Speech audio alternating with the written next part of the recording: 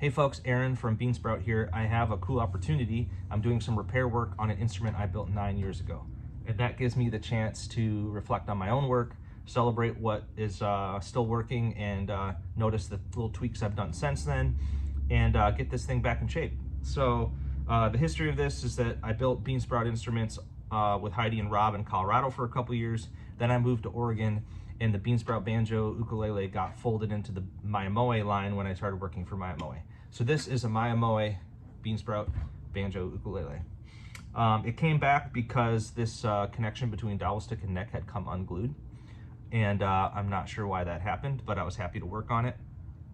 Even these instruments that are out of warranty, I love getting them back because I want to see how my work has held up, and I learned so much from it.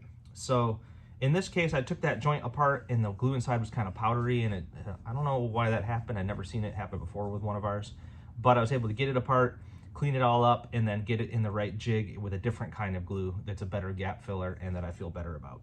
So yeah, are there little things I do differently now? Yes. But this thing is still something to celebrate. It is a nice musical instrument that will last far longer than the first owner. It'll last beyond me making music, and that's cool. So it's a cherry banjo ukulele with an ebony fretboard. A few changes differently than now. I still like to use cherry, but I don't use ebony anymore for eco reasons. And also back then, this instrument didn't have bound fretboard, so the fret ends were sticking out pretty good when I got it back. I was able to dress that back, of course. Once every 10 years, it's fine. So it's got a 2-piece cherry neck, which I still do multi-piece necks, but back then we didn't put a stripe down the middle to highlight it. Ben just made the neck blanks so that it were book matched, and it looks really cool.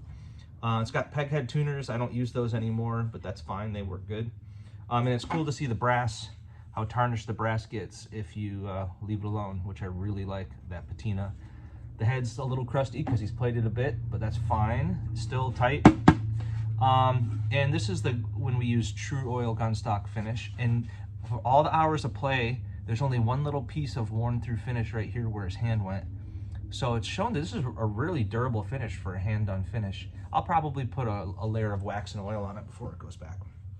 So while it's here, I was also able to set the neck angle how I want it a little bit better, and I'll make a brand new bridge that's a little more elegant and the right size compared to this one, so that there's good action for the left hand, but there's plenty of room for the right hand to play. So a couple things about the block rim. This is a 4-layer cherry block rim, and since this time, things I do differently is that I add an additional small cap right here for decoration, but also just as a way to lock things in. Also, back then, we just drilled holes through them wherever they needed to go, but we didn't pay attention to how those holes went through the block rim segments. So there's one place on this instrument where the hardware hole is pretty close to the joint for the block rim, and I can almost get my fingernail in there. Luckily, this is really hard cherry, and I know that it's not going to move anymore, so I'm going to leave it alone. In an emergency in the future, I could put a cap on it and re-glue and refinish all this, and I'd be happy to, but I think I'm just going to recommend that we leave it alone for right now. It's got some nice ball shoes from Rickard Hardware on here. And with a really soft wood we found with the ball shoes over time is that they twist and dig in. This is a hard enough piece of cherry that it's dug in just a tiny bit, but I'm super happy with it. There's been other pieces of cherry or myrtle where it was too soft and the ball shoes just like twisted.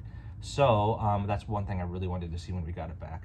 But despite this one joint, I'm happy with it, and I'm going to recommend to John that we leave that alone for now. So yeah, anyway, celebrations and critiques. I'm going to be harder on myself than anybody else, but I'm happy and proud to get it back playing music again for John. And, like I said, another chance to learn something. Ever onward. Cheers.